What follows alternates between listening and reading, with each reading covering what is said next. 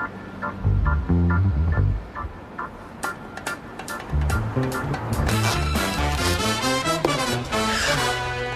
do this thing! What's up, guys? Well, we're back in the shop again. I started the process of converting this bike over to a mid-drive because I'm a big advocate for mid-drives. I'm here today to finish swapping over a hub drive to a mid-drive. And I know a couple other guys have done it and they've left the rear hub on it. I am actually going to get rid of the rear hub. I actually got an extra wheel back here that I got from Mario for this. You can get extra wheels out there. I mean, you can find them on eBay and stuff like that. So you just gotta check the spacing and stuff like that for your cassette. But I'll go over the steps. So if you guys want to take on this challenge yourself, it's relatively easy. I've done mid-drives before. I've converted a downhill mountain bike. It's pretty easy. And what comes in the Luna kit is everything you'll need, as you can see here. And then I got a toolkit from Luna Cycles, and you got to get this special toolkit here, the one on the bottom there in the picture. You'll need that to get your bottom bracket off, and the Bafang, they use a special nut to get that bottom, to slide that together in your bottom bracket. So that's what that special tool is for. And I also decided to upgrade from the stock chainring that comes in the kit to a Eclipse chainring from Luna Cycles. Everybody says that their original chainring is terrible. You have chain problems and they're really heavy, which they are. So I went with the Eclipse chainring. Also, I went with the bigger tooth so I get a little more speed out of it because it's the BBS HD, and I had them do the hot rod tune on that, which is going to be 1600 watts. I think it's going to be a fun little project. It's going to be a fun bike after that. I really like the bike already. I can't wait to get the mid-drive on it. Now the easiest way to get it up on the bike stand is I'm going to go ahead and take some weight off the bike. I'm going to go ahead and remove the battery really fast. Now you don't necessarily need a bike stand to do this. You can do it with it just on the ground and sitting on the kickstand. But since I have this, I'm going to use it. It just makes it a little bit easier so I don't have to bend over as much. Let's get our tools. So these will be some of the first tools I need. I'm going to need an adjustable wrench. This is a crank arm puller. This comes in the Luna kit. The adjustable wrench does not. And then this is a tool to remove my pedals. I mean, you don't need a special wrench or anything. This one's just a little thinner than a regular wrench. It makes it easier. And then just an Allen wrench to remove the crank arms.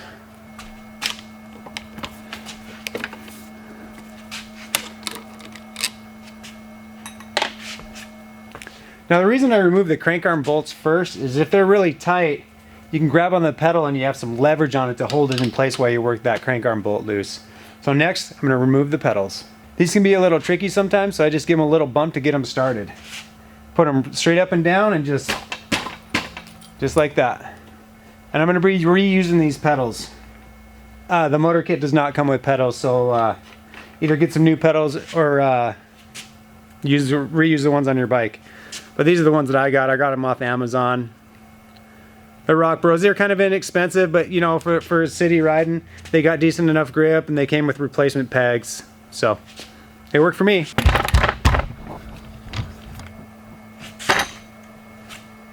So now that we got the crank arm bolts out, we got the pedals off, we're going to go ahead and grab our crank arm puller and get these crank arms out of the way.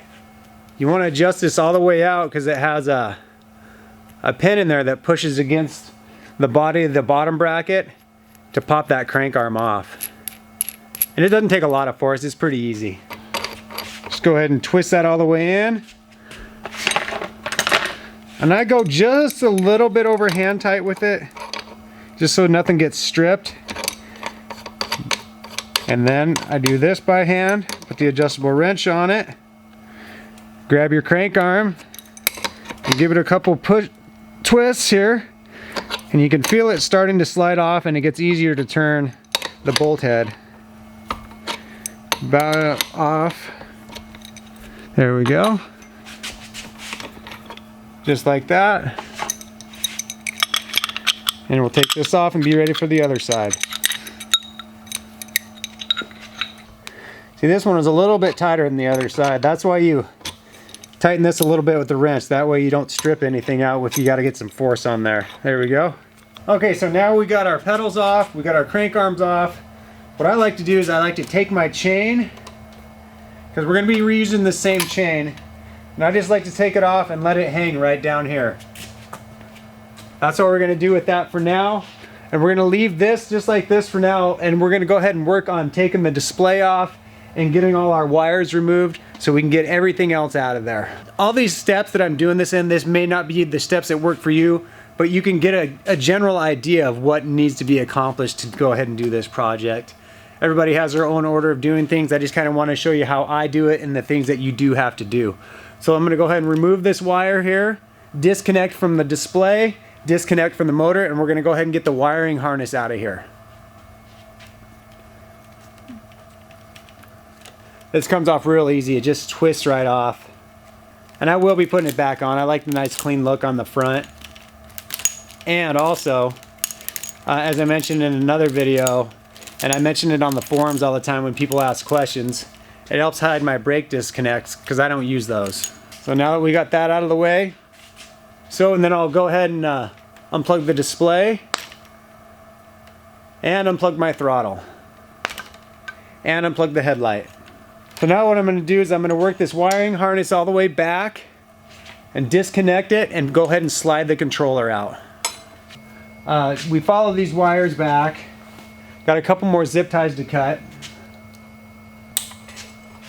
And the wiring harness should have a plug that goes into your controller. I'm going to go ahead and remove that, unplug that. So that's it. That's your wiring harness. And you know, all the harnesses are pretty much all the same. They're universal. Red's going to be your cutoff. Yellow's throttle. Green is display. And if you look on these things, it probably won't show up in the video real close. There's a little arrow there.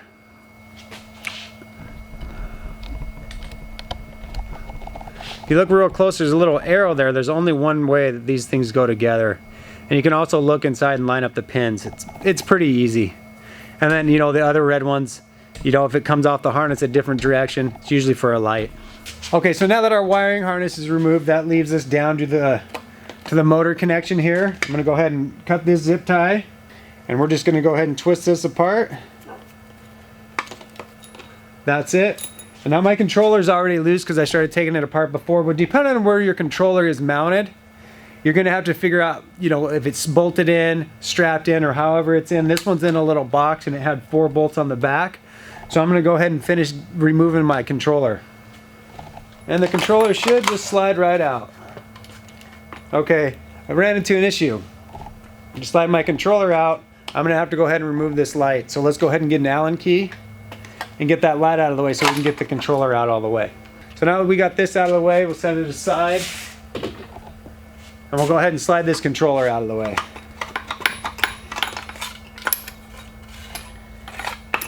And on some bikes, you know, you may need to take your seat off to get to your controller. Mario bikes, you don't have to do that. And there's the controller. So now we're going to go back towards the front of the bike, and I'm going to go ahead and remove the display. Now I'm going to use a different display. I like the little smaller one that Luna sent. This one has a remote switch here to adjust your pedal assist. Where on the Luna Luna display that I'm going to use, it's all in one. It's a little bit smaller, and I kind of like that. So there we go. Display's out of here. Now that we got all that stuff out of the way, it's time to go ahead and remove the bottom bracket and the chain ring that came with the hub motor. But I'm going to use the Luna tool. I think this tool in the kit's like an extra 15 bucks or something like that. Well worth having. So let's go ahead and get this bottom bracket and front chain ring out of here.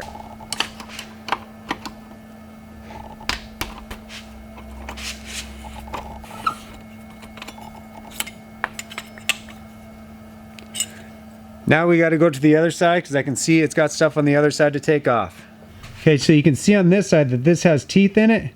We're going to need this tool here to get in here and loosen that up.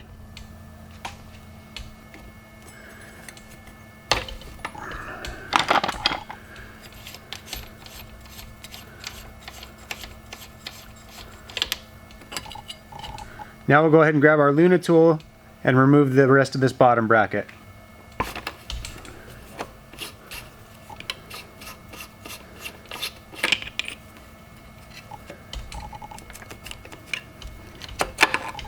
That's it. All apart, ready to install a mid-drive. So now that we're ready to install the mid-drive, as you can see, this is just gonna slide through that bottom bracket brace right in there, and we just start bolting it together. So when you order this, you need to know what size this bottom bracket is. This one happens to be 100 millimeter. So they start at 68, and I believe they go all the way up to 120 millimeters. So you need to figure out what size this is before you go ahead and place your order. So I'm gonna slide this in. You'll see how easy that is. Then I'm gonna grab the hardware and start bolting it together. You just come around here, get it lined up, just work it in. It's that easy. So now you may be asking, why did you put that in backwards and upside down? Well, it's because of all the torque that this creates on the bottom bracket and everything. If you put it backwards and upside down on this style of bike, it'll help keep that from torquing out and doing any damage. And besides, these bikes, as everybody knows, they don't have a lot of ground clearance. So if you put it up here, you also keep your ground clearance. You don't have the motor hanging down here. So let's go get the hardware and start getting this all bolted on. Okay, here's all the hardware that it goes on. So there's this, it's got teeth, and it helps bite against the bracket here to keep that motor from twisting. That goes on first, and you got to make sure that the raised end goes against the frame. And it's got Allen screws or Allen head bolts that you go ahead and install here.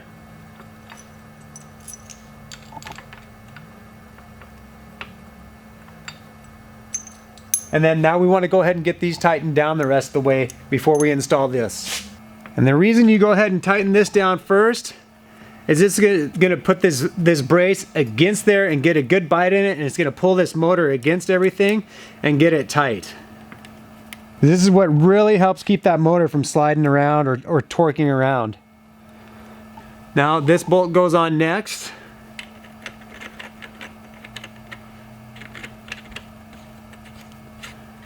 And we got to take the other side of the Luna tool that we haven't used, and that's how we tighten this. And I don't remember if there's any specific torque settings, but I just go ahead and get it really tight.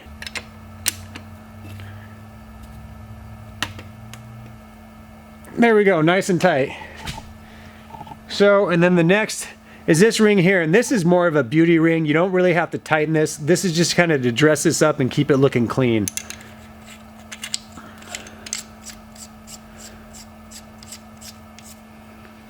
So then we take our Luna wrench again, we tighten that a little bit, just so it's snug. The next thing to actually install is the chain ring. It's a lot easier to put the chain ring on without the crank arm on. I mean, you can slide it up around it, but I prefer to do it without the crank arms on. So this is the one that it comes with, and this is a 46 tooth. It's pretty heavy. I mean, it'll get the job done if you don't want to opt for this one. But this is the Eclipse chain ring from that Luna Cycle build.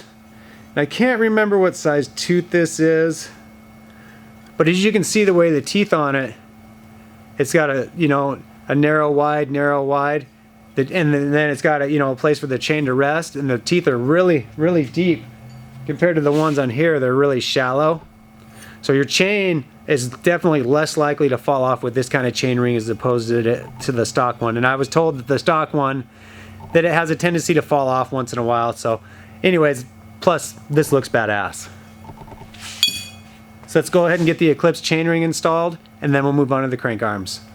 So if you look close here, it's got five holes, and you just go ahead and line your chainring up on those. And then we install the bolts. And the hardware all comes with this stuff, so you don't have to worry about going out and buying anything. Everything you need is in this kit. Now with some crank arms, there is a right and left. With these, there is not. But keep that in mind if you guys are doing this, to double check. And you just slide it on. Then we go ahead and bolt it together.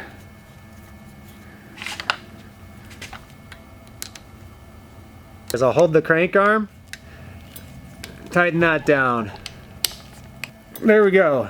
And just like a regular bike, it's got a freewheel. And if you look inside here, it's hard to see probably on camera, there is a little bit of Loctite in there. So you got your one crank arm up here. You set the other one the opposite way. And then we bolt it on. Very, very simple procedure, guys. Don't feel overwhelmed. Just take your time and go through the steps. All right. Now that's nice and tight. I'm gonna grab pedals. Now with pedals, there is a right and a left. So make sure that you guys look at that first, and that's all orientated on the way it threads onto there. So make sure you double check which pedal you got going where before you install it. You look here, really hard to tell, but that says that's got an L on it. So that's a left, so it goes on this side.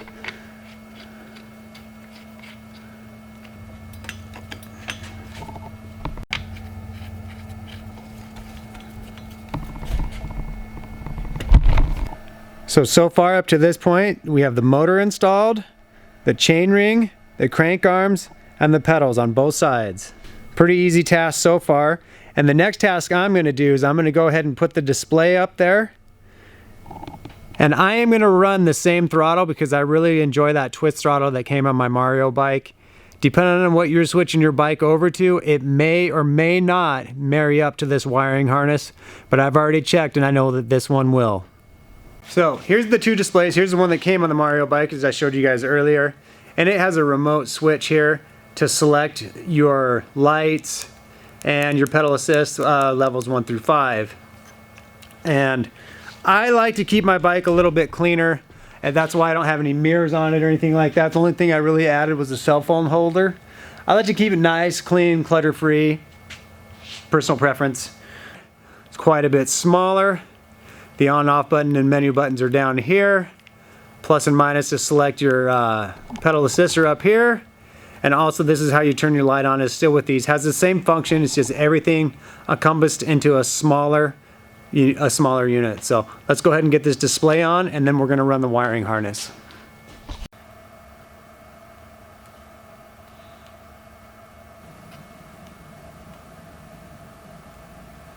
Now you don't want this extremely tight.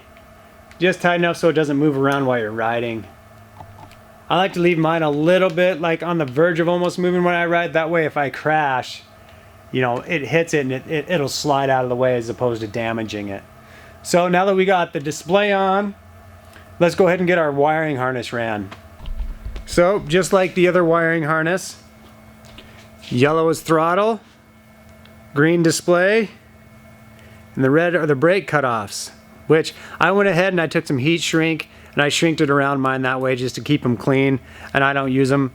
And then it just has one plug down on the end. So let's go ahead and get this installed and run it down towards the motor, and then we can start wiring that all up. So yellow to yellow, and just got to make sure the arrows line up. On this one you can see the arrow's white, so the arrow's black on here, but that's alright. Just find them and line them up. Push it together, find the one on the display, push it together, then run my wiring harness down towards the motor. Okay, so now that we got the wires hanging down, it's time to start dealing with all of this mess and start getting everything going the way we want it and cleaning it up and plugging things in. What I like to do is I like to take my wires, push them back through here through the hole in front of the kickstand and the motor. And I'm going to find my motor plug and my harness plug. I'm going to plug them together. They got arrows that line up, just like so. Okay, now that we're starting to get the wiring on, I'm going to go ahead and take my chain and just get it out of the way for now.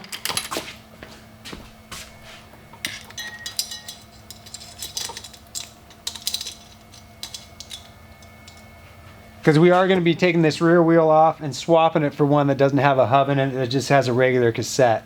But I want to get the chain out of the way so we can work with these wires and get everything wired in. Okay, so part of getting everything all wired up, now that we got the chain out of the way, we got the display plugged into the motor. The next thing I want to go ahead and do is I want to get the old battery bracket off and put the new battery bracket on.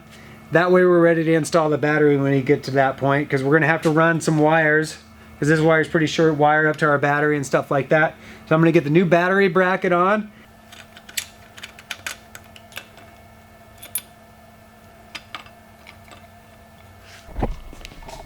Now, as you probably noticed, that my battery bracket looked a little, let's say, half size. Well, let's just say I broke it doing some jumps and I crashed. So, but anyways, there's 3 rubber pieces that will go when you take your normal battery bracket off, and you're gonna want to mount that under the new Luna bracket, and also you're gonna reuse your bolting hardware or mounting hardware, whatever you want to call it, to put that Luna bracket on. So, let's do that.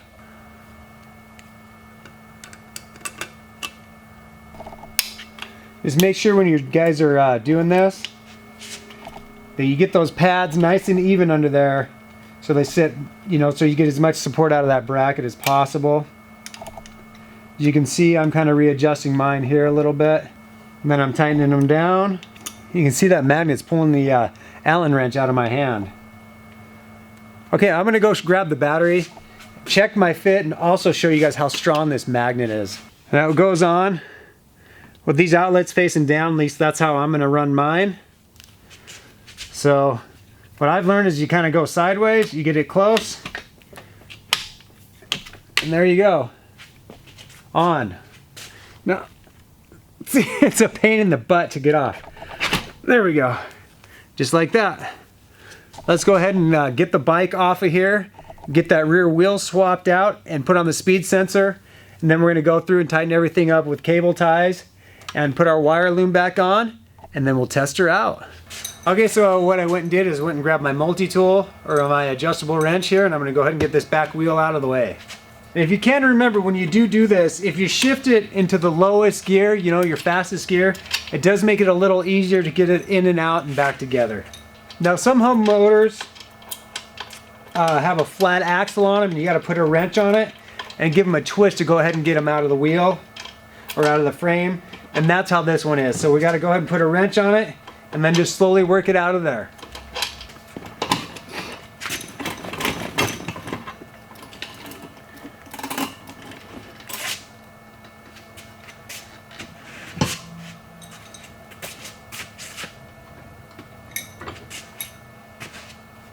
Now we'll go ahead and install the one with just a cassette on it.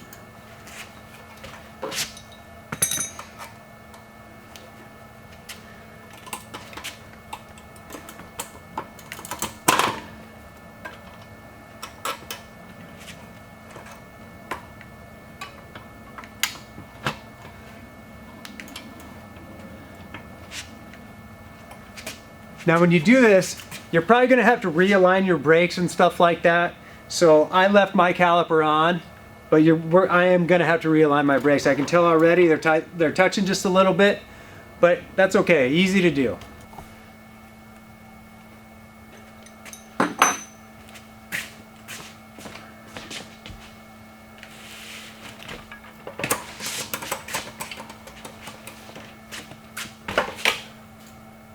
Okay, now that we've got the bike over the wheel without the hub motor in it, what we need to install our speed sensor, and it works off of this magnet that attaches to your wheel. And here's the speed sensor. Now I made this little bracket that it's glued to, because you got to make sure that the sensor is close enough to the magnet so when it passes by, it'll get a reading. And every bike's a little bit different. I had to make this bracket. I kind of anticipated that just by looking over the bike before I did this project. So every bike's going to be different, but I know it's got to be relatively close to that, within like 1/4 of an inch or something like that. So you might have to make a bracket, maybe you won't have to make one, but normally it does just kind of stick to your frame and then zip tie on. So I just kind of extended what they already have right there. So let's go ahead and get that on and get the magnet on the wheel and make sure that we get it close enough, and then we can go ahead and plug that in. So the bracket normally comes supplied with 2 zip ties, but I know because this is so large and my frame's so wide here, I'm going to need to add some extra zip ties.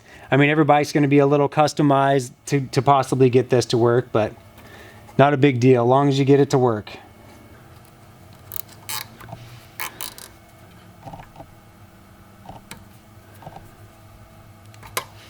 Okay, now we're going to go ahead and mount our little magnet, and it just attaches to one of the spokes. And if you look close at your spokes, you know, one's closer to the outside than another one is. So I'm going to go with the one that's closest to the outside, to the side that I'm working on. And it's kind of a bugger to get that in there. But once you get it started, you can get that tool on there. Oh, see? That's a pain to get your fingers through there. There we go. Now I just go finger tight so I can slide it around a little bit. Because what you want to do is you want to turn your wheel and make sure it's lined up with that in there. So there we go. Got it pretty lined up. I'm going to go ahead and tighten it. And you don't have to really crank the crap out of it. It stays on there pretty well. And I'll show you how close I got it here. You can see it's got to be pretty close there, guys. But that's really the only customizing I've had to do to make this project work so far. Now that we got that installed, you just need to take the wire for it, figure out how you want to run it, and simply plug it in. And just like every other plug, guys, there's only one way to go in, it goes into it. So just kind of spin it around till it goes, slide her on in, and then thread it on.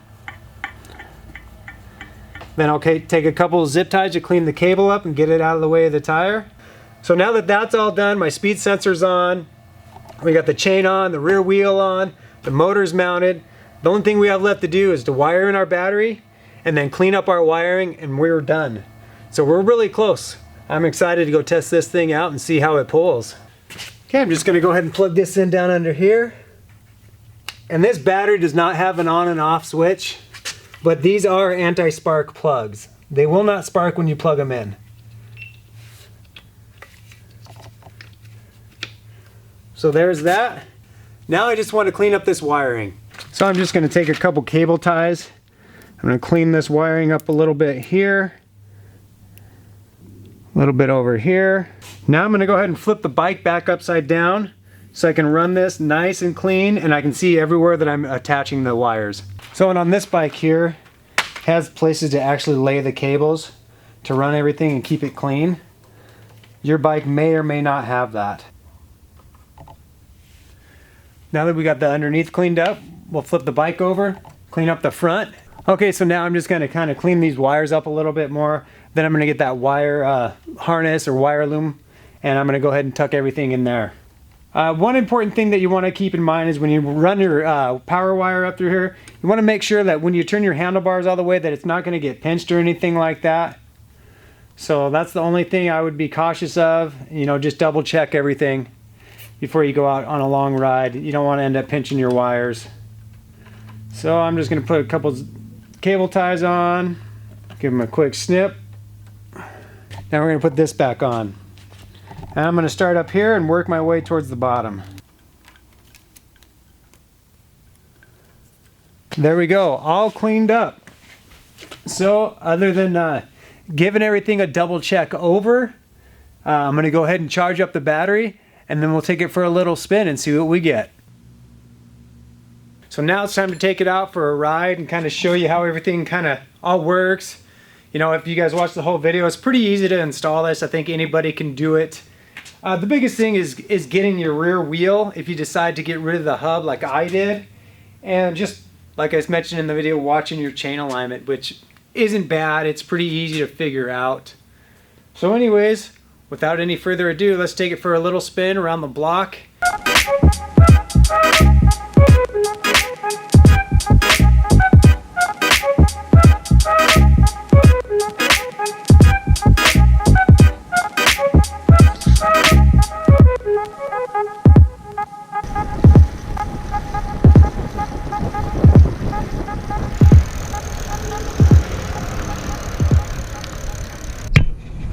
Okay, so it needs a little tuning on the shifting, but that's to be expected. So we're going to put this in pedal level assist 5, and we're going to see how fast we can go with just throttle only. And I'm going to use the GPS. I don't trust the display so much, but I go off the GPS app that I use. So we'll see how fast we can get this thing moving.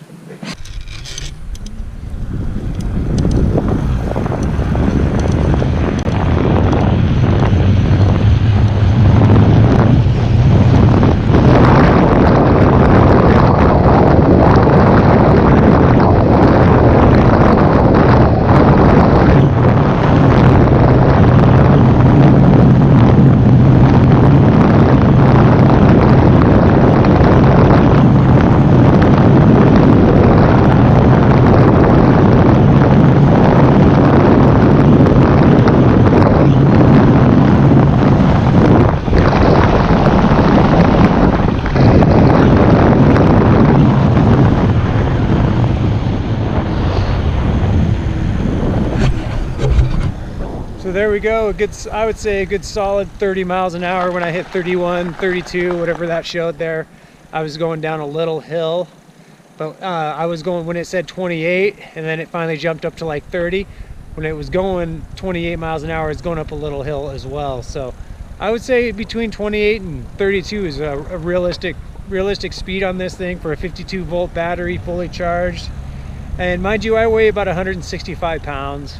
So I mean, your results may vary. But this is just the straight up BBS HD. I think I have the off-road tune on it from Luna Cycles, but that's it. So anyways, I got a little bit of tuning left to do on it to get it all dialed in. But other than that, thanks a lot for watching my video, guys. And stick around for more videos. I'm gonna have a tutorial on how to shift a mid-drive, because there are a lot of guys out there that complain about breaking chains or running through cogs and stuff like that. If you guys watch my channel, or you guys know me on the forums or the Facebook groups or anything, I'm a big advocate for the mid-drives. And I have to guess I've gone 3,000 miles or more on a mid-drive, and I broke one chain. And it was on an old chain that I hadn't used for like 6 or 7 years, that hadn't had any maintenance on it. It literally just hung in my garage on the bike. That's the only chain I broke. So anyways, guys, hope this helps you make a decision if you guys are unhappy with your hub motor power to switch over to a mid-drive. And thanks for watching my channel, and we'll see you guys on the next one.